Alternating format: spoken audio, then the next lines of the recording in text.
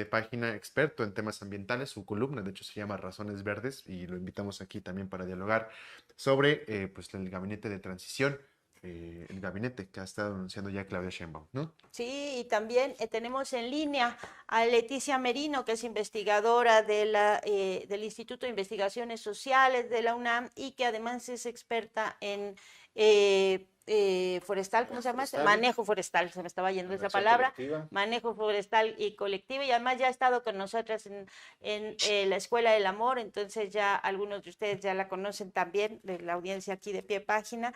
Y en unos minutos más se nos va a conectar también Tere Rodríguez de la Vega para analizar también desde el punto de vista político-filosófico pues este arranque de gabinete. Nos interesaba mucho tener la visión. Bienvenido Eugenio, bienvenida Leti allá. Gracias. Nos interesa mucho tener la visión de ustedes porque pues una de las grandes sorpresas de ayer, de este primer saque, pues fue la incorporación de Alicia Bárcenas en la Secretaría de Medio Ambiente y la posibilidad también de que pueda tener un trabajo pues coordinado con la Secretaría de Agricultura. Entonces nos interesa mucho que nos cuenten cómo lo ven. Si quieren empezamos con Leti, que está allá en línea, y luego nos vamos acá contigo, Eugenio. ¿Cómo viste este gabinete? ¿Qué perspectivas tienes?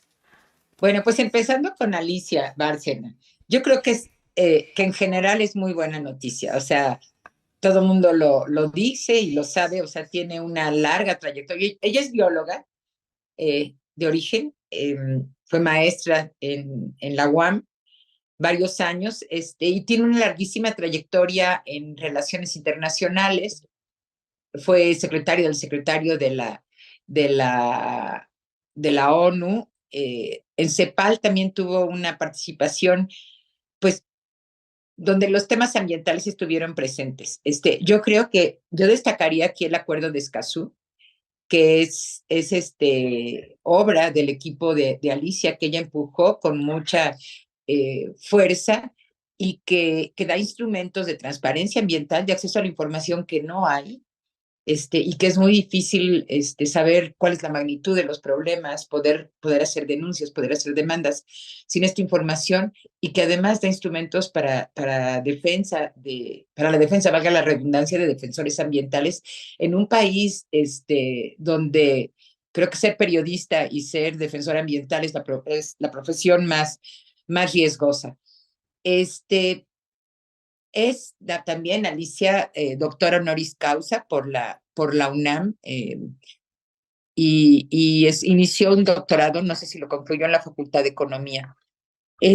Dicho esto, también yo recuerdo a Alicia como ponente magistral en una de las conferencias de la Asociación Internacional para los Bienes Comunes.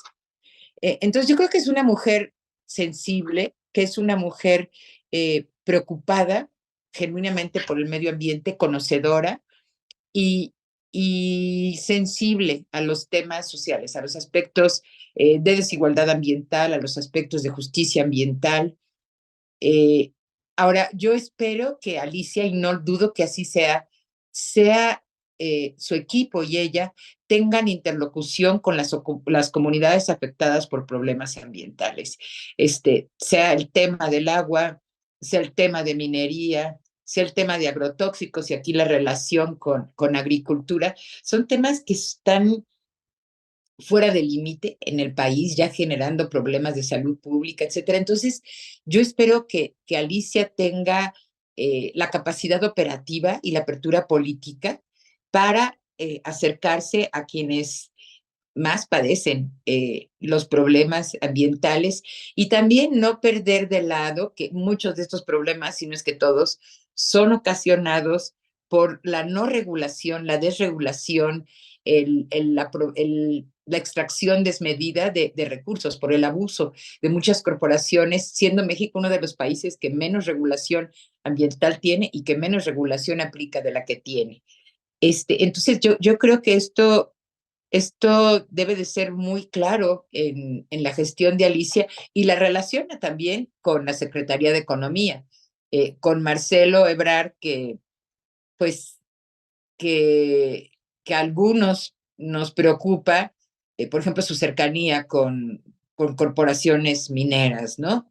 Ojalá que no sea así, pero se dice. Entonces yo creo que Alicia, con la capacidad tan grande que tiene de negociación, tiene que tener también mano firme, pues para imponer regulaciones ambientales en la actividad económica. Eso es fundamental. Eh, y, y, bueno, yo creo que también la relación con agricultura, el Julio Verdegué es un gran conocedor del campo mexicano y del campo latinoamericano. Eh, yo creo que tiene que, digamos, el gran reto es romper con el status quo en agricultura. Sabemos que la alimentación en México depende de 8 corporaciones, genera un montón de males, estamos erosionando los suelos, agua, y hay 203 agrotóxicos que se permiten en México. Entonces, ojalá que Alicia pueda también articular esfuerzos con la Secretaría de Agricultura y que ésta empuje en realidad como política de Estado, una política de agroecología, una política de suficiencia alimentaria, de seguridad alimentaria real y no tóxica, ¿no? Entonces, bueno, yo lo dejaría. El tema forestal es algo que no se hizo en esta administración, que se dejó de lado. Sembrando Vida no es un programa forestal. Entonces, también, digamos, yo creo que son muchos los temas que van a reclamar una atención tan lúcida como la de Alicia Bárcenas. Eugenio, pues primero que nada, bienvenido por acá. Muchas gracias. Es un gusto verte de otra vez. Continuando con esto que nos apunta Leticia, ¿no? ¿Tú qué opinas? O sea, ayer un gabinete, se presenta una parte del gabinete al parecer fundamental para comprender cuál va a ser el proyecto de desarrollo y de acaparación o de trabajo o manejo de recursos en el país y con la relación con las empresas. Y pues estos actores que han llegado, Bárcena, Verdegué, Ebrard, Juan Ramón de la Fuente, sin obviar o sin meter en el paquete un poco a Ernestina Godoy, que al parecer ahí pues la anuncian, pero tiene un papel muy fundamental, yo creo, para combatir la reforma al Poder Judicial, ¿no? Pero de todo esto, ¿qué opinión tienes? Yo creo, bueno, hay que sumarnos todos a celebrar que Alicia Bárcena esté en Semarnat. Recibe una encomienda muy complicada después de un sexenio que en lo ambiental fue, pues, yo creo que un poco menos que desastroso, ¿no? Enfrenta un montón de retos al interior, tiene que reconstruir administrativamente una secretaría que está llena de vacantes, que no se han llenado, de personas con 2 cachuchas al mismo tiempo, nombramientos ilegales, trámites que sean, digamos, en violaciones flagrantes de la ley de responsabilidades administrativas, y tiene que poner orden. Yo creo que eso es uno de los primeros retos, realmente reactivar las medidas de combate a la corrupción, de transparencia y realmente de eficiencia puramente de la Secretaría, ¿no? Se hablaba mucho de es que las manifestaciones de impacto ambiental son un problemón y mira cuánto tardan. Bueno, pues sí, si hay 3 personas y ninguna de ellas está capacitada para lidiar con las autorizaciones, pues obviamente eso va a tardar mucho, ¿no? Hace falta fortalecer las capacidades de la Secretaría, no solamente para no ser una Secretaría corrupta, sino también para no estorbar al desarrollo, que no pasa por suavizar la legislación, sino por agilizar la capacidad de la Secretaría para lidiar con ellos, ¿no? Ese es uno de los primeros temas. El segundo es que venimos de un sexenio en el que en los hechos el derecho ambiental y la regulación quedaron cancelados, ¿no? Entre el acuerdazo y la impunidad en la que operaron, por ejemplo, los desmontes en el Tren Maya, que ni siquiera es como en el caso de las manifestaciones de impacto ambiental que se presentaron y como quiera, ¿no? Pero aquí se desmontó y luego se puso el parche, ¿no? Se desmontó primero y luego se dieron los permisos. Cosas así, tiene que reactivarse esa regulación y tiene que actualizarse esa regulación porque estamos ya muy por detrás de la norma, ¿no? Mientras otros países están ya regulando, por ejemplo, los químicos eternos, ¿no? En México eso nos queda, ni siquiera está en la agenda, al grado que las instituciones regulatorias ni siquiera participan todas en los mismos foros, ¿no? En ese sentido también va a ser muy importante la coordinación con la Secretaría de Agricultura. Yo creo que en eso hemos visto gestos que son por lo menos esperanzadores. Después de cuando se presentó el documento con los 100 pasos para la transformación, hubo, por ejemplo, un gesto, uno de ellos que a mí me pareció enormemente preocupante, que es el compromiso de hacer que aumente la producción de leche en Campeche, con perdón de la rima, pero no logro escaparme de ella, por más que busco sinónimos, la producción de lácteos en el estado de Campeche y en el trópico húmedo. Sí, que fue parte del programa de los 100 puntos de gobierno. Exacto, uno de los 100 puntos era precisamente ese, cuando la deforestación en Campeche, que es una de las entidades con mayor deforestación en América Latina, que es, o sea, estamos hablando ya de una situación muy grave y es uno de los punteros, es impulsada principalmente por la producción ganadera y por la producción de forraje y de soya para ese ganado, ¿no? Entonces pasamos de ahí a, unas semanas después, un documento que presenta el ingeniero Verdegué en su cuenta de Twitter, que es la presentación de la doctora Sheinbaum ante empresarios del agro, donde uno de los compromisos es que no habrá deforestación vinculada al sector agropecuario, ¿no? Entonces, ese cambio, yo a lo mejor es un poco de esperanzas y de asirse a lo que haya, ¿no? Pero a mí me hace pensar que el ingeniero Verdegué y la doctora Sheinbaum han escuchado a los sectores que se les han acercado, y en ese sentido lo que dice la doctora Merino, creo que hay algunos tímidos gestos, pero que a mí por lo pronto me entusiasman mucho, de que se esté escuchando a las comunidades y a los actores, ¿no? Y el otro reto va a ser precisamente para lograr, por ejemplo, ese reto de que no haya deforestación, coordinarse con la Secretaría de Agricultura. En algunos foros el ingeniero Verdegué ha señalado que el manejo forestal no es asunto suyo, en lo cual jurídicamente tiene razón. Es asunto de la Secretaría de Medio Ambiente, pero habrá que trabajar en conjunto para darle a los bosques y a las selvas de este país fuerza desde dentro a través del manejo forestal comunitario, de estrategias de conservación, de una regulación efectiva, de una Procuraduría Federal de Protección al Ambiente, que no sea la vergüenza que es ahora, sino una entidad realmente sólida, capaz y honesta, y por el otro lado, un compromiso por el lado de la Secretaría de Agricultura y Desarrollo Rural de luchar contra estas inercias. Habrá que sumar también a la Secretaría de Bienestar, que maneja Sembrando Vida, que como señalaba la doctora Merino, no es un programa ambiental, no se diseñó así, no es un programa de restauración y al revés tiene muchos problemas en términos de restauración, porque la restauración no se hace sembrando semillitas, ¿no? Se hace planeando a largo plazo las distintas etapas de la sucesión y cuidando cada entorno. Eso no se está haciendo en Sembrando Vida, entonces habrá que buscar coordinarse con Bienestar y coordinarse también con la Secretaría de Economía. Yo, a estas alturas del partido, no sé qué pensar de Marcelo Ebrard, ni para bien ni para mal. Ya es alguien, decía un cómico español, que ante el presidente del gobierno no se tienen opiniones, decía él hablando de su gobierno. De Pedro Sánchez no se tienen opiniones, simplemente se lo admira y uno se sorprende. A mí así me pasa con Marcelo Ebrard. Yo espero que ahora, con un peso específico como el de Marcelo Ebrard, que esos sí podemos verlos, las personas de tallas grandes físicas reconocemos a las personas de tallas grandes políticas cuando nos las encontramos, pueda tener un peso la Secretaría, porque tú a lo mejor eres muy joven, pero nosotros nos acordamos cuando estaba Herminio Blanco en la Secretaría de Economía y Comercio, que era un hombre muy importante, que Carlos Salinas y Ernesto Zedillo después de él entendieron muy bien, nada más que para el mal, que la Secretaría de Economía y el Comercio y las relaciones económicas al interior del país y con el exterior son muy importantes. Es más, hasta sabíamos que había que decirle exterminio blanco y los moneros lo pintaban como un Moby Dick, ¿te acuerdas? Esperemos que ahora tenga este mismo peso para transformar para bien las relaciones económicas, generar cadenas cortas en el campo, facilitar el intercambio de productos y regular a las mineras, que al final siguen cayendo bajo su égida, ¿no?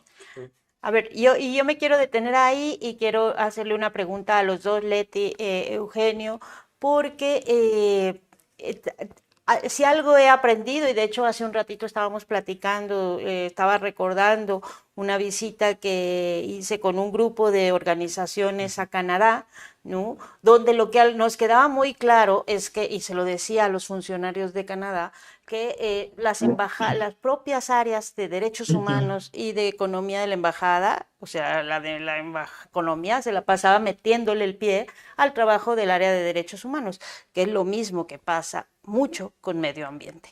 O sea, la pregunta ahí es, ¿no? Porque ya tuvimos expectativas con Toledo, expectativas con María Luisa Albores. Leti, yo no sé si tú estuviste en esta reunión de hace una semana con María Luisa Albores, que nos No, yo no fui, pero fueron los compañeros de Cambiemos la Llana. Que nos cuentes un poco qué impresión tuvieron o qué cosas les quedan de esto, porque ya tuvimos eso, ahora nos volvemos a esperanzar, pero finalmente el dique va a ser la economía, pues que el desarrollo económico siempre termina siendo el peor enemigo del medio ambiente. Entonces, ahí quisiera que también tuviéramos, tratar de pensar alguna evaluación pues como un poco más aterrizada a la realidad de lo que podemos, de lo que sale y de lo que podemos esperar.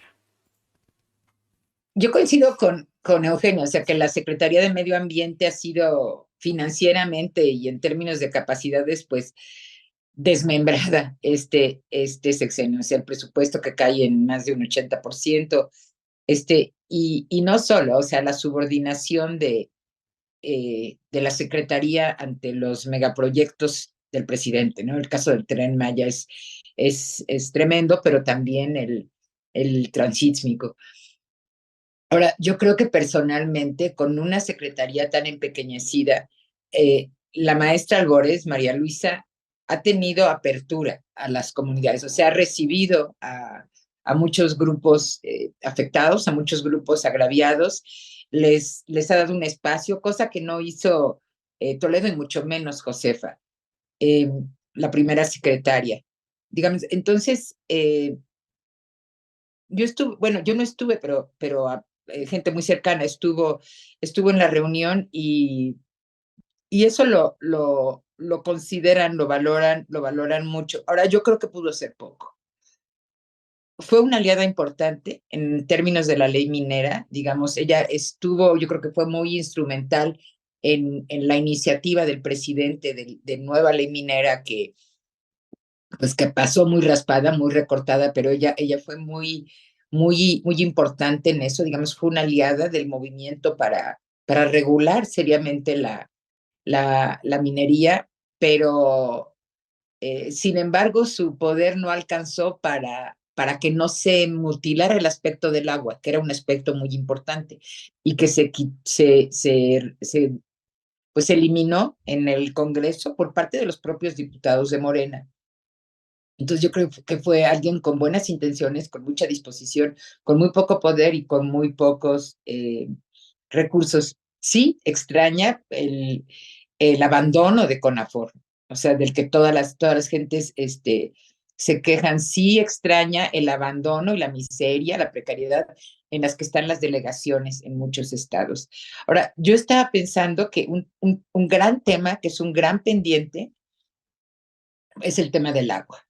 Entonces, para mí sería muy importante ver, no sé si sea Alicia quien decida o quién, ver quién va a quedar en Conagua, que siempre ha sido, por lo menos ha tenido tanto o más poder o tanto o más presupuesto que la propia Semarnat, porque ahí hay muchos pendientes. Está una ley que se tenía que haber aprobado hace 12 años, que hubo una iniciativa ciudadana y que hay una captura corporativa tremenda de la Conagua, incluso una presencia muy fuerte del crimen en el control de los distritos de riego, ¿no? A mí digamos, el poner a alguien de su peso, de su talla, de su trayectoria, me da discretas esperanzas de que la presidenta electa pues tiene cierta preocupación por el tema. Eugenio. Sí, yo creo que hay varios temas sobre la mesa. Uno, yo creo que para que el desarrollo le ponga el pie al medio ambiente, por lo menos el medio ambiente tiene que tratar de caminar, ¿no? Esperemos que eso pase, porque realmente, salvo en el caso de las áreas naturales protegidas, que realmente creo que Adán Peña, el comisionado, hizo un papel muy, muy, muy bueno. Queda mucho todavía por hacer, hay muchos retos por delante. El de CONAMPA. El de CONAMPA actual, ¿no? El Comisionado Nacional de Áreas Naturales Protegidas ha multiplicado el presupuesto trabajando al interior, logró que se aprobaran nuevas áreas con procesos de consulta muy democráticos, pero creo que en muchas cosas en realidad no hubo pues grandes esfuerzos regulatorios, ¿no? Más bien había ponerse de pechito y no hubo la fuerza ni la intención real de transformar con agua, ¿no? Que creo Pero, que sería por ejemplo, ¿qué nos faltó? Porque tuvimos, insisto, ya Josefa no me acordaba, perdón, discúlpenme, se me había Josefa olvidado. González Blanco Ortiz Pero se Mena, me olvidó, la hija del Josefa. patrocinio. Pero tuvimos a Víctor Toledo, y yo recuerdo la emoción con la que todo el mundo decía Víctor Toledo, por favor, porque pues, es el académico, o sea, el que sabe, etcétera. Luego a María Luisa Albores, que es la que tiene contacto con la gente, la que trabaja con la gente, que además es agrónoma, que además sabe, bla, bla, bla. También Elena Bulls, ¿no? En Conagua, o sea, sí Que hubo, salió, ¿no? sí, que salió, pero a lo que voy es que hemos tenido a lo largo de los últimos años expectativas, no es que no quiera ser pesimista, es que hemos tenido expectativas en general de que va a haber un trabajo por el ambiente, pero al final no se han concretado cosas. Y mi pregunta, vuelvo a lo mismo, es ¿qué nos ha faltado? O en algún momento las definiciones económicas han sido pues más importantes, hacer que la gente tenga dinero y arriesgando incluso la viabilidad De ese del desarrollo a largo ambiente, plazo. ¿no? No lo sé. No lo A sé, ver, yo pero creo eso que pregunto por eso. un primer reto es que el desarrollo económico no es enemigo del medio ambiente. El enemigo del medio ambiente es el desarrollo extractivista. Y el extractivismo no solo Claro. se ve sacando minerales del piso, ¿no? Se ve también impulsando este capitalismo depredador e inmobiliario hacia la península de Yucatán, se ve impulsando medidas como la propia carretera de Tepoztlán, ¿no? Eso, bueno, yo llegué a marchar en los 90 en contra de la carretera, ¿no? Estábamos todos en contra y se va a llevar a cabo este sexenio, ¿no? Este tipo de desarrollos que lo que buscan es extraer esa riqueza y esos recursos y esas culturas para luego multiplicarlas, ese es el enemigo. Y yo creo que en ese sentido, pues estuvo muy claro, lo tuvo muy claro la propia Josefa González Blanco en el momento en el que los aluches le dijeron que lo mejor era dejarse Marnat, ¿no? Los aluches que según ella protegían al presidente. Suena a broma, pero recordemos que ella decía que los duendes mayas le hablaban, ¿no? Claro. No sé no sé yo cómo la aconsejen ahora que es embajadora en Londres, ¿no? Serán los glyphs, ¿no? ¿Cómo Los se llaman? Los aluches. wisps, ¿no? Los wisps británicos, los que la aconsejen allá, ¿no? Ella salió en gran medida pensando, el presidente de la República me puso de un monigote y yo para monigote soy más feliz en Inglaterra, donde estudié, ¿no? Víctor Toledo llegó y tuvo la misma impresión. El presidente, ¿recuerdan que se filtró una grabación de Toledo diciendo, con el presidente no se puede hacer nada? No, lo que recuerdo es que decía que las embajadas le habían, o sea, que había sido una presión muy fuerte de las embajadas. Y él, Y me acordé de la embajada de Canadá. no, claro, pero hay una grabación de Precisamente Toledo. me recordó a la embajada de Canadá enviándole mails a Felipe Calderón para Sí, sí. decirle que golpearan, bueno, que mandaran a la fuerza pública Sí, a claro. detener a la gente que se oponía a la minera, esta de la que secó la plata, el pueblo que secó la plata, no me acuerdo cómo se llama, está en Durango. Chemus, ¿no? No, Chemus era porque es de- una muy particular, hicimos la historia, pero es una en la que hay mails de la Sí, embajada sí, sí. al gobierno pidiéndole la represión y se reprimió Sí, a no, la pero pensaba comunidad, ¿no? en la grabación aquella justo una Sí, semana antes de que Sí. saliera Toledo, y en esa en la que hablaba de las en presiones del presidente, ¿no? en esa conversación, él lo que también dice es que hubo una presión muy fuerte de las embajadas contra la medida de lo del glifosato. Entonces ahí pesan muchos factores y a mí me llama la atención porque anuncian ayer a este gabinete y por un lado uno dice bravo y luego por el otro la economía, ¿no? También en un sentido que pues no sabes justo hacia dónde va a ir Sí, porque tampoco es que tengamos yo creo que quienes mucho. trabajamos en el sector ambiental y quienes estamos abajo, tenemos que dejar de pensar en el todo o nada. Tenemos que asumir Claro, de entrada que con claro. estos bueyes hay que arar y asumir, en primer lugar, estamos fuera, pero eso no quiere decir que somos enemigos, ¿no? En todo caso, hay adversarios y con los adversarios se negocia, se dialoga y se pueden forjar alianzas, ¿no? Y entonces dejar de pensar dónde hay, ¿no? No estamos dentro, no. Eso es muy evidente. Eso ha sido muy evidente hasta este sexenio. A lo mejor lo puede ser el sexenio que empieza, ¿no? El sexenio que viene. Eso puede ser una posibilidad. Pero por lo pronto estamos en mejores condiciones con la doctora Bárcena que con la propia Josefa González Blanco. Ortiz Mena, ¿no? Totalmente. No, y yo creo que en respuesta a tu pregunta, Daniela, digo, las embajadas te pueden hacer presión, pero si no tienes apoyo del presidente, si no tienes apoyo del Estado, bueno, pues esa presión que yo creo que no venga de las embajadas o de las corporaciones, no la puedes resistir, o sea, pierde sentido tu permanencia en el cargo.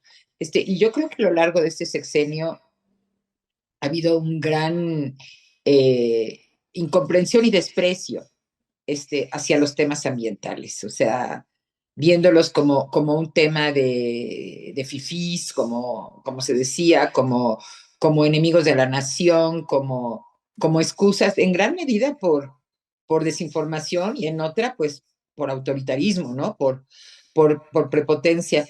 Eh, Digo, y con toda su apertura y con todas sus bondades, pues María Luisa Albores autorizó la construcción del Tren Maya, de las mega obras del presidente, sí, con manifestaciones de impacto ambiental muy cuestionadas y bueno, digamos, en todo esto permea lo que decía Eugenio, la concepción de que el ambiente es sacrificable, y que el que lo defienda en contra, que es secundario, y que el que lo defienda es sospechoso de complot, ¿no? Yo creo que la visión tan simplista del medio ambiente que desgraciadamente ha estado presente este sexenio lo expresa muy claramente Sembrando Vida.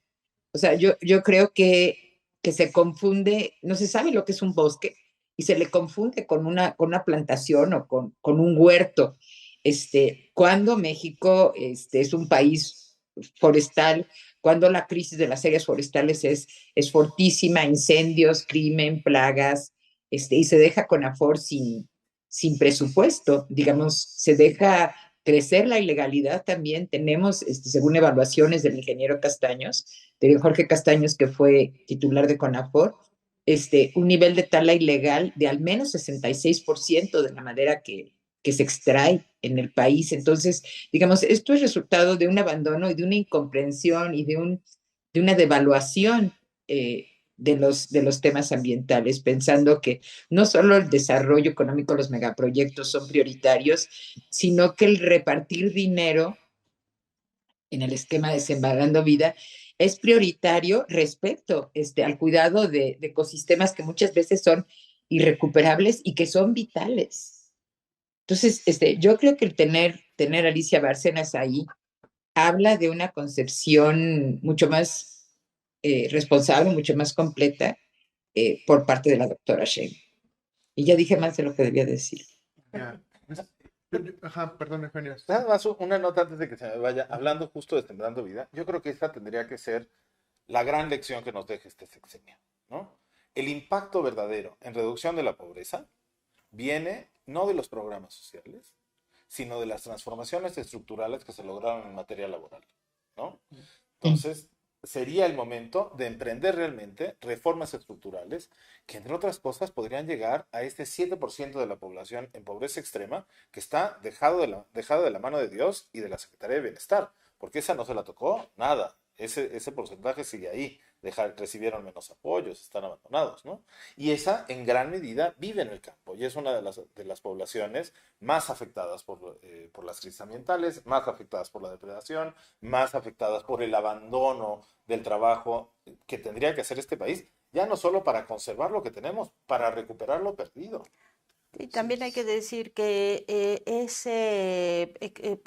la pobreza extrema no es solo para este gobierno, para en general una de Sí, las para más todos. difíciles de determinar en cualquier país del sí. planeta, ¿no? O sea, no es un tema de esta política, sino que en general es uno de los sectores más difíciles de los que salgan del nivel de extrema pobreza. Sí, a lo que voy es no hubo, o sea, hubo muchos esfuerzos dirigidos a la población en otros estratos de pobreza, esa no recibió.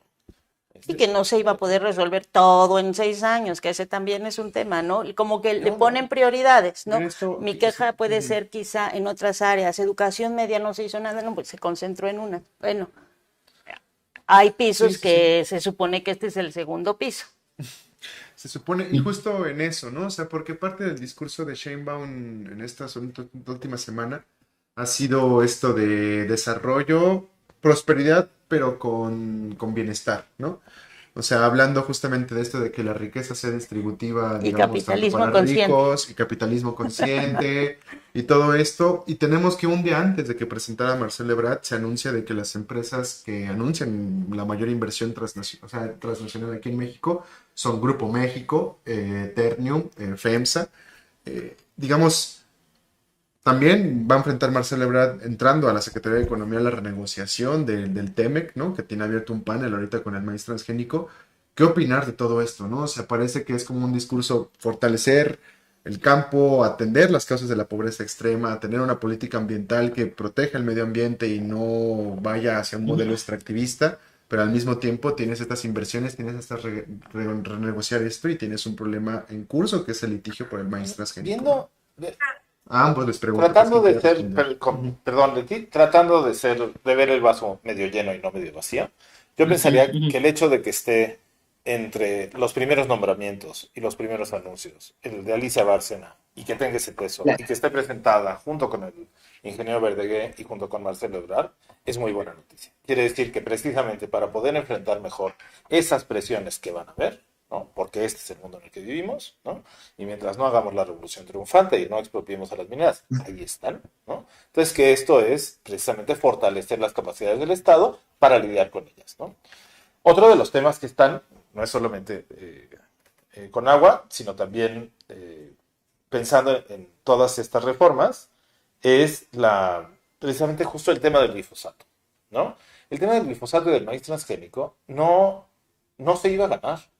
Estuvo muy mal hecho. O sea, esos paneles no se ganan. Pero sigue en curso el diciendo, litigio, ¿no? muchachos, Sí, ya, también está el nombramiento de pero Rosaura tendríamos Ruiz que haber estado... de CONACYT como Secretaría de Estado, quienes presentaron este informe. O sea, hay como estos muchos informes mensajes ahí, tardan ¿no? años en prepararse. O sea, en la Unión Europea tardaron 5 o 10 años en preparar los informes para llegar a un empate. Aquí fue una ocurrencia de último Que esa hora. también es una crítica que luego le hacemos nosotros a las instancias, a esas instancias internacionales que dices, ya cuando pase, pues ya nos chamuscamos todos, No, claro. ¿verdad? No, o sea, y eso son- también, y son se unos tardan niveles 5 años de en grandes exigencia. litigios que Y son unos niveles de están peor exigencia que el del peso de la prueba psicoanálisis. y un esquema de trabajo tan terrible que a un país le sale carísimo. Son abogados que cobran en miles de dólares la hora, ¿no? Pero el hecho es que yo soy el primero en aplaudir que nos salgamos del TEMEC, ¿eh? Yo también. Pero el hecho también. es que allí estamos. O sea, esas son sí. las reglas del juego, estas son las reglas del juego que se citaron. No ha habido ningún paso para destejerlas, al contrario, estamos hablando de fortalecerlas a través del nearshoring y otra serie de cosas. Pues estas son las reglas con las que jugamos, hay que aceptarlo, ¿no? Nos metimos a la primera división europea, pues ahora tenemos que invertir en campos deportivos en los pueblos y tenemos que invertir en tener instalaciones adecuadas en Europa, ¿no? Porque estas son las reglas del juego que hay. Y muchas de estas reglas del juego no eran más caras. En el caso de esto, era cosa de no trabajar en función de ocurrencias y trabajar con seriedad. Eso fue algo que publicamos en pie de página, de hecho, ¿no? Hacía falta un trabajo profundísimo de preparación y recabación de pruebas y de evidencias y de sistematización de conocimiento que simplemente no se hizo, ¿no? Leti, Yo creo que no solamente maíz transgénico y glifosato, ojalá, digamos, de los programas o del programa que yo aplaudo del sexenio que está concluyendo, es dentro de la Secretaría de Seguridad Alimentaria, el programa se me fue el nombre, de autosuficiencia alimentaria, de promover agroecología. Sin embargo, este programa otorgaba 6,000 pesos al año frente a los 6,000 pesos mensuales que proveía Sembrando Vida. Pero hubo temas muy importantes como las escuelas de campo para apoyar la transición agroecología. Algo que mencionaba el doctor Verdeguer en una reunión que tuvimos con él aquí en la UNAM, era que los mismos agricultores piden glifosato, piden pues transgénicos, piden no solo glifosato, sino agrotóxicos, herbicidas, y el tema de que los polinizadores estén en crisis, etcétera. Bueno, pues la gente que quiere sacar la cosecha, que está de por sí bastante presionada, pues no es su prioridad, ¿no? Y yo creo que uno de los retos que marcaría un cambio realmente importante sería que este programa de agroecología se multiplicara por mucho a lo largo del país, que pudiera homologarse con Sembrando Vida, en el sentido de que se reciban el recurso y el apoyo que está recibiendo Sembrando Vida, que coincido con Eugenio, pues ha sido un programa bastante errático. En algunos lugares la gente está contenta, pues está recibiendo mucho dinero. En algunos lugares ha dado pie a prácticas agroforestales, pero no hay una dirección a dónde se va, ni qué se va a hacer con la producción, o sea, ni qué sentido económico, ni qué sentido ambiental tiene. Cuando el otro programa me parece muy importante y ojalá que sea una de las prioridades de Verdeguer, porque digamos, la suspensión del decreto, de la entrada en vigor del decreto del glifosato, pudo haber obedecido, yo creo que obedeció a presiones de las corporaciones, pero tampoco había una respuesta inmediata y como un sustituto. Lo que dijo el presidente es, no hay otro insecticida, no hay otro herbicida más bien que sustituya el glifosato, pero la cuestión sería entender que no va a ser otro herbicida, que no va a ser un glifosato 2, sino que va a ser cambiar las prácticas agrícolas con un sistema de suficiencia, de seguridad alimentaria, con un sistema de conservación de suelos, de conservación de agrobiodiversidad, de semillas, y que eso tiene que ser política de Estado. Entonces, yo tengo cierta esperanza y aquí también los intereses que confrontan son enormes. Va a tener muchas cosas en su canasta, Juan Ramón de la Fuente. Claro. Pero lo que sí yo creo, yéndonos a otro tema, pues es que es un buen negociador, ¿no? O alguien con mucha experiencia en temas internacionales, en temas de negociación. Entonces, también queriendo ver el vaso medio lleno, yo creo que hay razones, no sé si muchas, para verlo medio lleno. Yo creo que van a ser secretarios, un gabinete más abierto a las propuestas transformadoras, en serio transformadoras, radicalmente transformadoras que necesitamos. Yo creo que en eso, retomando lo que dice Leti, y por volver un poco al tema del campo, que me parece muy ilustrativo de una cosa, tenemos que dejar de romantizar el país. En el tema del campo, por ejemplo, tenemos que asumir que la Revolución Verde y la Fundación Rockefeller nos pasaron por encima como una planadora. Y después de ellas, cuando apenas estaba el campo tratando de reponerse, llegaron las grandes empresas agropecuarias impulsadas por los gobiernos priistas, luego por los gobiernos panistas, luego otra vez por los priistas, y luego por con el acuerdo contra la inflación y un montón de cosas que han dejado el campo en esta lógica de los paquetes tecnológicos del glifosato dependientes de esta transformación. Y la clave está, yo creo que más bien, en lugar de pensar que el país es uno que existía hace mucho tiempo, imaginar cómo puede ser ese otro país posible, ¿no? Y eso pasa por imaginar un país, a lo mejor no de pequeños agricultores, como existía en muchos de los casos, ¿no? Con parcelas atomizadas, sino de cooperativas agrícolas que apuesten. La experiencia de los cafetaleros en ese sentido ha sido importantísima. De algunos cafetaleros, porque ahí vuelvo al punto, y perdón que parezca abogado del diablo, pero es que él ya no sé de cuál diablo, pero por ejemplo, en lo vimos con el reportaje del café en Veracruz, el que hizo Leandro, que obviamente nosotros decíamos, no, guácala la Nestlé en Veracruz, pero los que estaban ahí querían la Nestlé en Veracruz porque en realidad ya trabajaban con la Nestlé, porque en realidad ya venden el café para hacer Nescafé, porque que es el Robusta, ¿no? No el Arábiga, porque la gente en el planeta consume Nescafé, ¿no? Y ya se consume Nescafé, y entonces, pues para poder tener dinero, para sobrevivir, para alimentarse, para no sé qué, pues querían ese café, no querían el otro de mejor calidad, no, querían ese y querían a la Nestlé y su planta, y ahí estaba la gente. No, a nosotros nos ha pasado mucho, nosotros fuimos a hacer un recorrido, no sé cuántos lugares de Sembrando Vida, tratando de, incluso del Tren Maya, para encontrar las resistencias, y Arturo decía, no hay resistencias, y el otro decía, pues la gente quiere Sembrando Vida, y lo que te dicen la gente es, queremos Sembrando Vida. Y lo que te dicen, por un lado te estás muriendo de, y va a haber una inversión por primera vez desde el porfiriato. Y incluso va a regresar gente y va a que se había ido. Gente, y por un lado. Y por el otro lado, la consulta es, ¿dónde quieres estar? ¿Arriba del tren o que te pase por encima? Pues arriba del tren, y además por fin va a llegar. Y entre morirme de hambre como campesino, abandonado y dejado de la mano de Dios, porque además los recursos a los que iba a tener yo acceso, el pago por servicios ambientales del bosque, más ya no existen.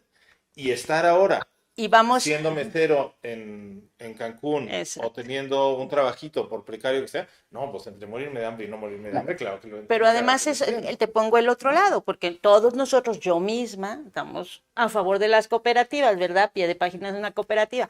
El trabajo que cuesta ya en una comunidad que no tiene el chip de lo comunal, tratar de hacer una cooperativa o tratar de hacer trabajo colectivo, pues no les digo cómo cuesta, incluso en el campo donde ya se desmanteló.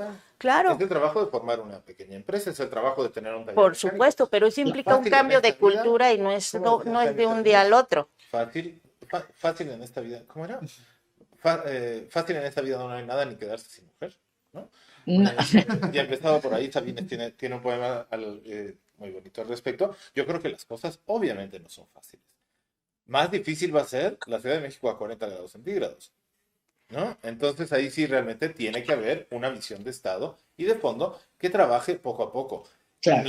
Ni este desastre que tenemos, y son 2 días, recordemos que el neoliberalismo se inventó construyendo sobre cosas que ya había hace 100 años en el sótano de una universidad con un loquito amargado que se llamaba Hayek, ¿no? Van 100 años de construcción del neoliberalismo para tenerlo triunfante apenas en los 80s, ¿no? O sea, ese es el punto. Bueno. Pero entonces, o sea, ustedes... Sí, y yo creo que si no se empieza ahorita, no se empieza. Y que el cambio de gobierno es una oportunidad, y que las gentes que están, digamos, Alicia Bárcenas, yo no sé, Marcelo Ebrard, pues son una promesa y una oportunidad para empezar ya. O sea, el mejor día para empezar es ya. Sí. A ver, estaba como este principio, y a lo mejor con esto podemos ir tal vez como cerrando, ¿no? Porque decían, hay como 2 tipos de política, ¿no? La política que solo hace lo que le permite lo real, y la otra que hace lo imposible a partir de lo real, ¿no? Esto de, que parece más un axioma como esto de que dice Claudia Sheinbaum, de desarrollo con bienestar y sustentabilidad, ¿está dentro del marco de lo real o está realmente algo que tenemos que imaginar y construir, ¿no? Pregunto a los dos. O el capitalismo verde, o el capitalismo consciente. O de plano son eufemismos, o no se puede. No, yo creo que hay que construir. O sea, la situación actual y la versión del capitalismo, o el capitalismo actual, el neoliberalismo exacerbado en México y en América Latina, porque nos toca sufrir el extractivismo directamente. Y esto, además, con el tema de transición energética y demás, pues la demanda de minerales y control de las corporaciones chinas y gringas y mexicanas, pues se va a seguir dando. Pero yo creo que hay que empujar por las utopías desde lo real. O sea, si no, no creo que haya.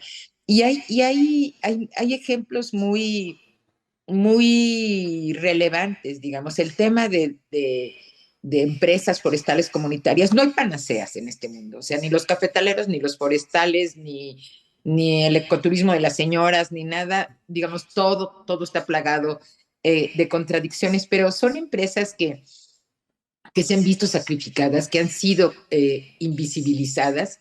Este intento de democratizar la economía con cooperativas locales que tienen más el chip ambiental, o que son más susceptibles a tener el chip ambiental, ha sido invisibilizado y no ha tenido en general. Y dentro de lo general ha habido algunas excepciones de política pública, pero no han tenido apoyo, digamos, en visibilizarlas y fortalecerlas versus los proyectos extractivos que generan muy poco beneficio al país. Y vemos, lo hemos repetido muchas veces en Cambiémosla Ya, los impuestos que pagan las mineras es el 3% de las ganancias que declaran y no tienen ninguna responsabilidad de transparencia de sus ganancias. Los empleos que generan son menos del 1%, también digo, cambian en regiones, pero realmente este rollo de que megaproyectos generan desarrollo o generan beneficio social y a las arcas públicas, por lo menos en el caso de minería y también de hidrocarburos, es un gran mito. Es un gran mito que deja pobreza, que deja a la gente sin opciones, que deja la opción de venirte de limpiabrisas a la ciudad cuando tu comunidad es desbaratada. Entonces yo creo que se requiere una política más moderna en el sentido de creer en democratizar la economía dentro de la economía de mercado, ¿no? Y en tomarse en serio lo ambiental, porque no hay tiempo, porque el deterioro de veras es muy fuerte. Yo, mira, a mí en realidad no me gustan las utopías. A mí Creo que sí. las utopías nos han llevado a cosas muy feas. A mí, yo qué es lo que quisiera ver. Una que además la tenemos más o menos clara. Hay una serie de principios, de lógica, de política y de cosas como queremos gobernarnos y como queremos ver que se desarrolle la economía, que son principios muy básicos. Mientras más descentralizado el poder, mejor. Mientras más democrático sea, mejor. Mientras menos distancia haya entre un productor y un consumidor, mejor. Entonces, vamos trabajando desde ahí como se pueda. Yo, cuando dicen es que el capitalismo verde o el capitalismo con bienestar o la república amorosa o cosas así, en realidad yo no entiendo nada. No sé a qué se refieren, no lo tengo claro, no sé eso con qué se come. Y quienes trabajamos en medio ambiente, la república amorosa nos resultó de un amor apache, Tremenda, con perdón de tremenda. los apaches, muy duro, ¿no? El capitalismo consciente. Yo creo que el Pues eso es un capitalismo no. rollo. Mira, es un poco como la cortinilla de la BBC del programa de Putin, que empieza con esta voz de Bush diciendo, es que pude ver su alma, y le responde una reportera, es un agente de la KGB, por definición no tiene alma, ¿no? El capitalismo por definición no tiene conciencia, está formado para no tener conciencia. ¿Qué es lo que nos toca? El autómata global. Más allá, en lugar de hacer exégesis, ¿no? De lo que diga la doctora Sheinbaum, pues tenemos claro qué políticas hay que impulsar para quienes creemos que hay que acabar con la pobreza, no más reducirla, quienes creemos que hay que llegar a un mundo más justo, donde no haya ricos y no haya pobres, y donde nadie se lleve estas tajadas del pastel tan enormes, donde podamos vivir en paz y tranquilos. Pero Y estas políticas hay que yo quiero impulsarlas. protestar sobre la desacreditación de las utopías, Eugenio. Para mí utopía no es la república amorosa ni ninguna de estas ocurrencias. Utopía puede parecer justamente el tema de suficiencia alimentaria, justamente el impulso. Agroecología es romper la lógica, romper el discurso del gran capital, el discurso que sin minería no hay desarrollo, que sin hidrocarburos no hay posibilidad de proveer energía de manera democrática y justa. Yo creo que romper los paradigmas actuales, los paradigmas que sostienen el extractivismo y la acumulación desmedida de riqueza actual, que es totalmente disfuncional y no ética, a eso es a lo que yo llamo utopías. Entonces yo creo que a lo mejor la palabra molesta, Vamos pero a es hacer romper una paradigmas. pausa porque ya estoy viendo ahí a Tere Rodríguez de la Vega que se nos había quedado ahí atrapada con el Ay, estacionamiento perdón. o alguna cosa así, pero qué bueno que llegó a sumarse aquí a la mesa. Tere, no sé si has estado bienvenida aquí a los pasos de la semana, no sé si habías estado un poco, lograste escuchar algo de la intensa conversación que tenemos con los Sí, temas de los nombramientos del gabinete, sobre todo en el tema ambiental, pero pues sí nos gustaría saber pues cómo estás mirando tú este primer saque del gabinete. Les escuché a ratos. Bueno, perdón, disculpas. Se atrasó un programa grabado que estaba haciendo en Capital 21 y toma 1 y toma 2 y no dependía de mí. Entonces calculé mal, lo siento. Pero bueno, las venía escuchando. con muy malas augurios de la Ciudad de México, 40 grados, ya me dio mucho calor nomás de pensarlo. Y creo que ha estado bien interesante y que creo que ya llegaron a donde había que llegar y a donde era como muy esperable que llegaran en la mesa. Es decir, no hay forma que en el sistema actual podamos estar muy esperanzados tan solo de los perfiles de quienes ocupan lugares de política ambiental y de desarrollo, ¿no? Mientras que el motor siga siendo la extracción máxima de ganancia, pues el desarrollo económico vendrá a costa del desarrollo humano y de las grandes mayorías, y no hay energías verdes bajo el capitalismo, y las energías verdes pueden ser tan extractivistas y tan depredadoras en términos de expulsión de personas del territorio, de colonización violenta de los territorios, y pues basta ver lo que está sucediendo con las eólicas. Y bueno, creo que ya lo han dicho muy bien. Y un primer saque respecto al el gabinete, bueno, el pedacito de gabinete que nos han presentado, pues creo que no hubo sorpresas. Bueno, yo no me sorprendí en términos así, que hubiera perfiles que no me hubiera esperado, tal vez algunos enroques interesantes de Marcelo en economía, por ejemplo. Muy a grandes rasgos veo con muy buenos ojos la creación de la Secretaría de Ciencia, Humanidades y Tecnología. Me parece que elevar el CONACYT a rango de secretaría rompe muchas inercias, porque el CONACYT es hija de ese pacto del Estado mexicano con la comunidad científica. No era un espacio de política, de ciencia, de tecnología y ahora humanidades como parte nodal de los proyectos de desarrollo del país y del desarrollo nacional. En realidad era un espacio de gestión de los asuntos de la comunidad científica y de promoción y apoyo y fortalecimiento de esta misma, cosa que es muy importante, hay que decirlo, y se tiene que seguir haciendo, y sin embargo el dedicarse exclusivamente a eso derivó, me parece, en una especie de pacto que condujo a la elitización de la comunidad científica. Es decir, un espacio, un consejo del gobierno, un consejo gubernamental dedicado a la promoción, a la financiación, financiamiento de proyectos, de formación de nuevos de cuadros de comunidad científica, es decir, un consejo que estaba fundamentalmente abocado no a la política científica y tecnológica del país, sino al fortalecimiento de la comunidad científica. Reitero, esto es muy importante, pero dedicarse exclusivamente a eso condujo a que se produjera un proceso de elitización que estamos viendo y de desapego de la comunidad científica de los grandes problemas nacionales y de los grandes asuntos que deberíamos estar pensando y trabajando desde la academia. Entonces celebro la creación de la Secretaría. Me parece que el perfil de Rosaura Ruiz era uno esperable para conducir esos desarrollos. Yo no la veía en la SEP porque me parece que hay mucha chamba de territorio que no necesariamente la veo haciendo, justo por su perfil de perteneciente a esta élite científica, y creo que le va muy bien a su perfil este momento de generación de este espacio a nivel secretaría. Me pareció interesante el nombramiento de Ernestina Godoy. Yo soy una persona que valora positivamente su gestión, con sus claroscuros, por supuesto, pero su gestión al frente de la Fiscalía en la Ciudad de México. Me parece que su experiencia política, hoy en la mañana en alguna mesa, no sé en dónde, la verdad ya no me acuerdo, pero decía, es la única designación no técnica del gabinete, el de Ernestina Godoy.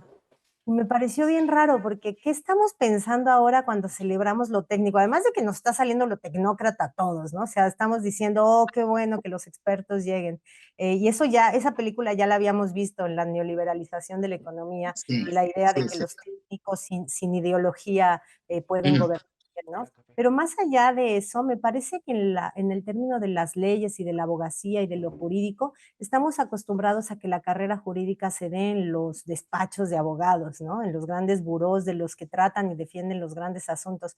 Y la carrera de Ernestina Godoy viene de otra historia de abogados democráticos minoritarios en ese campo profesional en el país, que es muy interesante y que es una historia de abogados que han estado acompañando causas desde las víctimas del terremoto del 85, ahí andaba ya Ernestina Godoy, y me parece que decir que no es un perfil técnico cuando en realidad pues es un perfil jurídico que se ha construido desde la sociedad civil y desde el acompañamiento desde la Asociación de Abogados Democráticos de muy dignas causas, pues es como muy corto de miras, ¿no? Entonces, y bueno, la de Alicia Bárcena para terminar con las mujeres ya designadas, pues me parece un nombramiento, creo que el más espectacular. El de Ebrard suena más porque hay pactos políticos detrás y lo que quieran, pero el más espectacular en términos del perfil, del tremendo señorón que es, creo que es la de Bárcena, ¿no? Una proyección internacional muy importante, pero además una proyección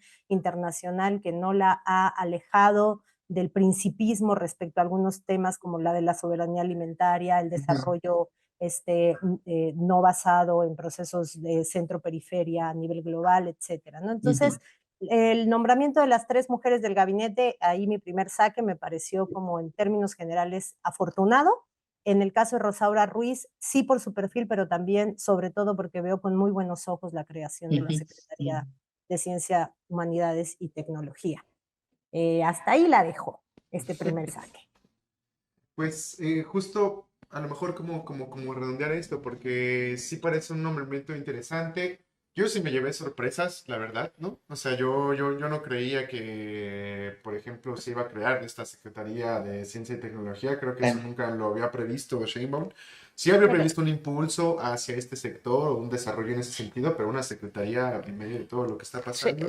A ver, y además ligándolo, ¿no? O sea, porque además hay que considerar que son sus primeros nombramientos son economía, relaciones exteriores, que además tiene que ver la negociación del TEMEC y todo esto, medio ambiente, con estos perfiles que ya platicamos ampliamente, y la Secretaría de Ciencia, y sí, bueno, Medio Ambiente y Agricultura con estos perfiles, y la Secretaría de Ciencia. Y la Consejería Jurídica. Es interesante, pues, que lo haya presentado como un primer saque este paquete, ¿no? ¿Dónde está poniendo sus prioridades? Ayer, por ejemplo, platicando con Diana Fuentes, y eso a lo mejor quisiera preguntarle a todos ustedes, ya para ir, ya justamente para ir como cerrando, porque nos extendimos un poquito, pero era importantísimo escuchar a Tere en esta reflexión. Y, o sea, decían que hay... Siempre es importantísimo. Siempre escuchar siempre lo es.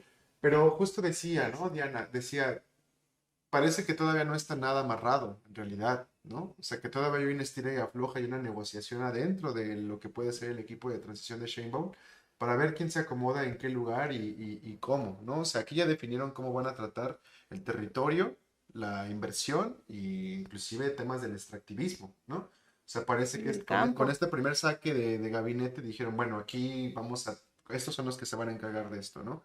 Ahora faltan los otros temas, seguridad, bienestar, salud, gobernación, salud, educación, que están como tal vez en una negociación. No sé ustedes qué bola de cristal tengan ahí, qué lecturas tengan, y pues qué es lo que viene o qué podemos esperar que al parecer no... ¿Con quién tendrían que estar relacionados estos para que puedan avanzar? A mí algo que desde la visión de territorio, yo creo que otro tema que está disminuido, pero que es muy importante, es la SEDATU.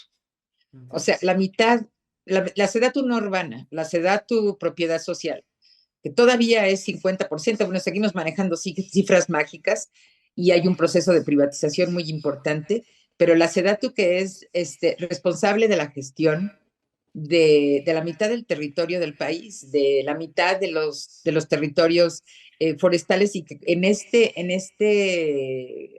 gobierno ha estado también totalmente abandonada. Hay procesos de privatización muy abusivos, hay un retraso muy grande en la actualización de los padrones. Digo, sigue habiendo desde hace mucho tiempo gente que se murió, que sigue apareciendo en el padrón, jóvenes que nos incorporan, Digamos, esto lo menciona Verdaguer dentro de su agenda.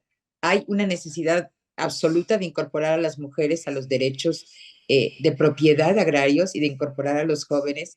Entonces, yo creo que el que este tema, digamos, igual gobernación, igual educación, igual bienestar, son clave, ¿no? Y ojalá que haya coherencia en los nombramientos para que puedan transversalizarse muchos de los grandes problemas que no se pueden trabajar de forma sectorial. Pero pues yo quisiera llamar la atención sobre esta secretaría chiquita, disminuida, que es responsable de un problema muy grande, pero pues es la propiedad de los pobres, ¿no? Que no tiene mucha atención, sin embargo, relacionándolo con el tema ambiental, la mayor parte del patrimonio biológico natural del país está en las zonas comunes de ejidos y comunidades.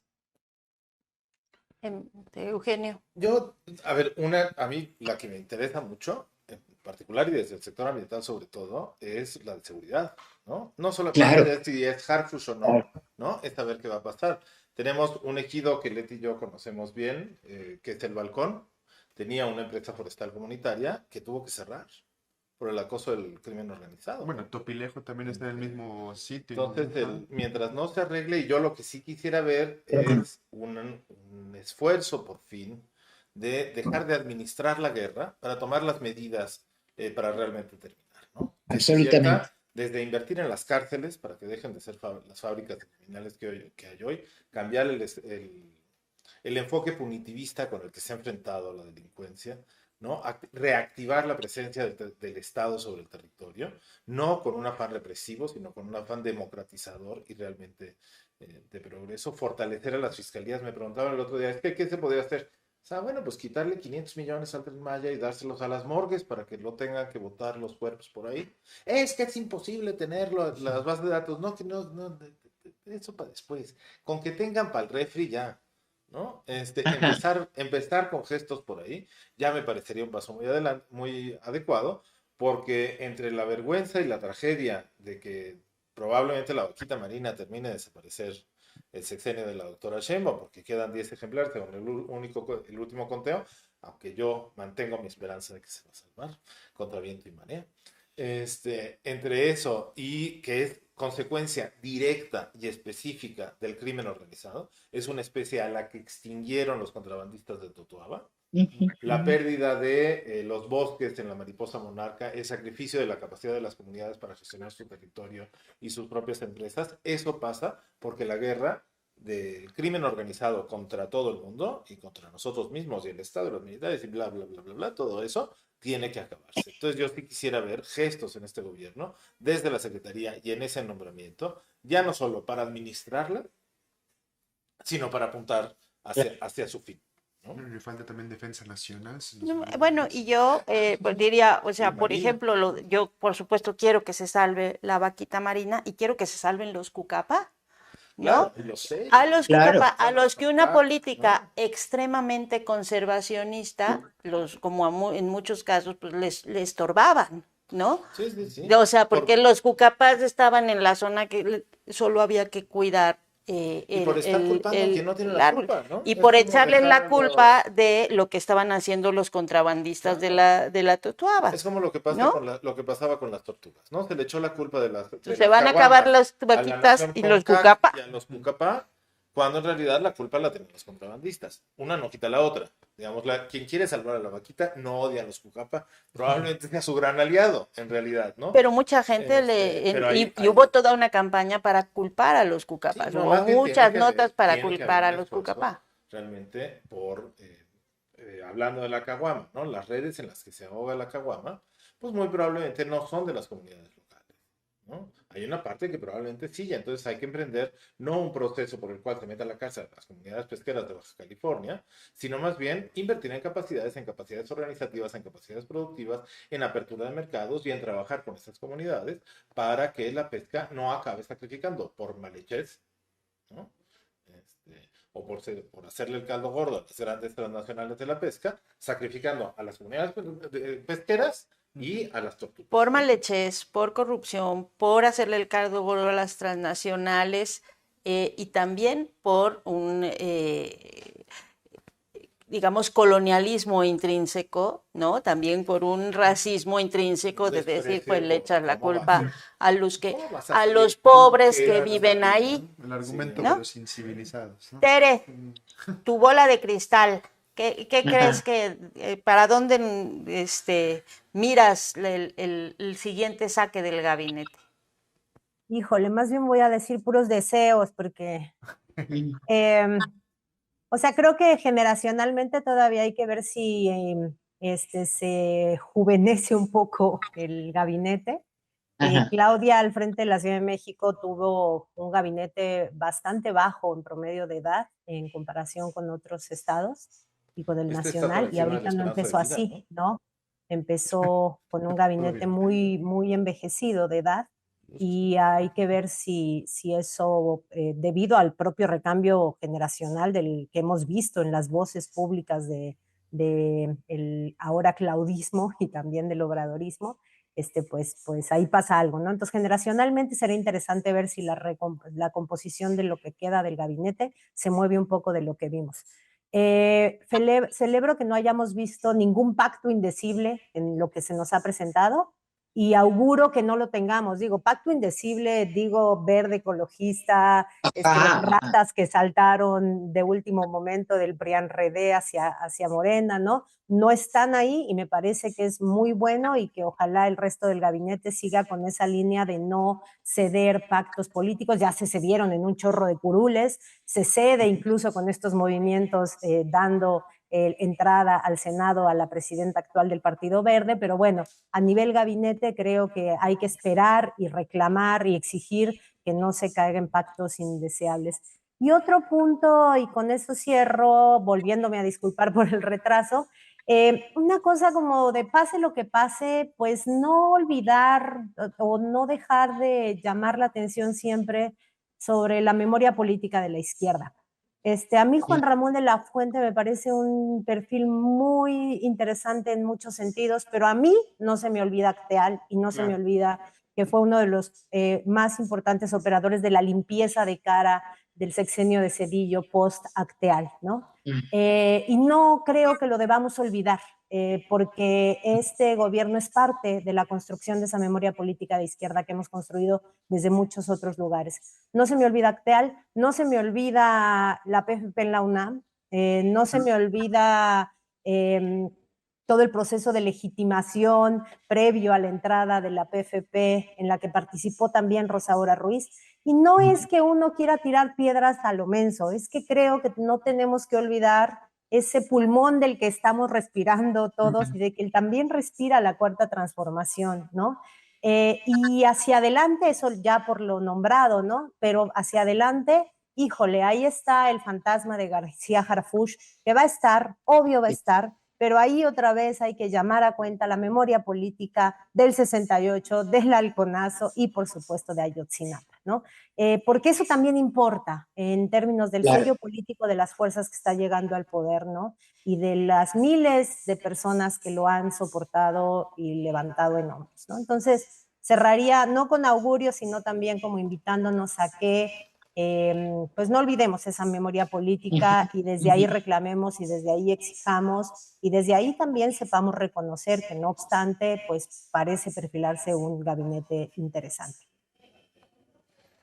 Pues yo creo que ya vamos a cerrar, porque ahora ya nos pasamos un montón, pero ha estado buenísimo, la verdad, y aquí además la audiencia lo está celebrando, dicen que no se acabe porque ha estado muy interesante, y realmente creo que sí está muy interesante porque son temas complejos, no es una cosa que, además vamos a ver tensiones, ¿no? Como en todos los gabinetes, ahí mismo los propios equipos siempre, y lo vimos en esta administración, en la Secretaría de Agricultura, el secretario para un lado y el subsecretario para el otro lado. Total. totalmente, yo creo que ni se hablaban en las juntas, ¿no? Era así de yo para acá, yo para allá. Entonces, bueno, son temas complejos. Les agradecemos mucho que hayan estado acá platicando con nosotros. Comercial, tenemos acá las empresas forestales comunitarias en México, éxito de los comunes y las... ¿Este libro lo acabas de sacar? Tiene ya un ratito, la doctora Merino lo conoce muy bien. Ah, mira, de pero David justo lo Bright. traía en la mochila y me acordé ahora que estábamos Pues hablando. qué bueno, nos lo trajo acá. Tenemos acá también para la audiencia, ya tenemos, nos dio la Rosa Luxemburgo algunos de los dossiers del que hablaba Tere la vez pasada que lo estuvieron entrevistando, y estos libros que nos compartieron el otro día en el CIDE, el de Fernando Buenabad, Posverdad plus Mentira y Semiótica para la Emancipación, nos mandaron, nos dieron un paquete de varios para que, pues yo creo que en la siguiente tertuliana que ya estamos planeando, los podamos repartir también o hagamos algún tipo Una de trivia, ¿cuál es su mejor momento de los al que le haya atinado más a la quiniela. Bueno, ahora ya estábamos nosotros hablando de que nos íbamos a ir 2 meses de vacaciones y que ya Arturo se había ido. Bueno, sí, bueno. No nos vamos a ir de vacaciones, no nos vamos a ir con estos libros que nos están trayendo, no pongas cara de susto, los vamos a repartir entre nuestra audiencia y ya vamos a cerrar porque ya es hora de irnos a comer. Despidiendo, Eugenio, Leti, Tere, muchísimas gracias por estas intervenciones, por todo lo que nos han dicho y también por todo lo que le dejan aquí a la audiencia, que luego si se pueden ver el chat, está metidísima en discusiones muy, muy profundas que creo que es parte de lo que queremos provocar.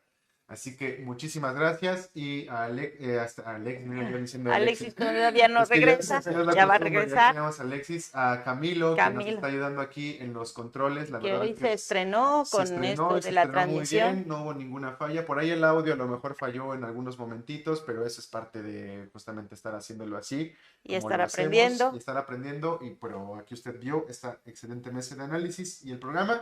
Y pues Dani y yo, Alejandro Ruiz, Eugenio aquí en el set, Leti y Tere, les agradecemos mucho a toda la audiencia que vio este programa. Gracias a ustedes, me encantó. Gracias, de verdad, Buenísimo. muchas gracias. Y pues recuerden que en el cuadrito que viene abajo de esta transmisión puede encontrar las redes sociales que tenemos, Facebook, Instagram, Twitter, TikTok, para que ahí nos pueda seguir. Vienen 2 enlaces, uno a WhatsApp y uno a Telegram, donde tenemos nuestros canales de difusión, donde sacamos adelante toda la edición diaria que tenemos en pie de página, entonces ahí le puede llegar también los programas y otro tipo de cortes. Y también tenemos una cuenta de banco a nombre de la Cooperativa de Periodistas de Pie de Página, de lo que hablábamos ahorita, de que es muy difícil ponernos de acuerdo, es aún más difícil tener dinero, entonces ahí nos puede usted donar si es que le gusta el contenido que hacemos, lo que lee, lo que decimos. Y pues ahí estamos recibiendo donaciones de nuestra parte. Muchas gracias. Yo no soy magro, pero mi sueldo sí. Entonces, por favor. Entonces, que pasen muy bonito fin de semana y pues ahí ver quién latina la quiniela, ¿no? Quién latina la quiniela. Nos vemos el lunes en la Mesa Roja y en Maíz y Mate. Y el próximo viernes ya estará aquí Arturo, ¿no? Ya habrá regresado del crucero ese que se fue no es cierto, no se fue a ningún crucero. Ese era el chiste de inicio del programa. Pero bueno, muchas gracias y nos vemos a la siguiente. Muchas gracias, bye. Adiós.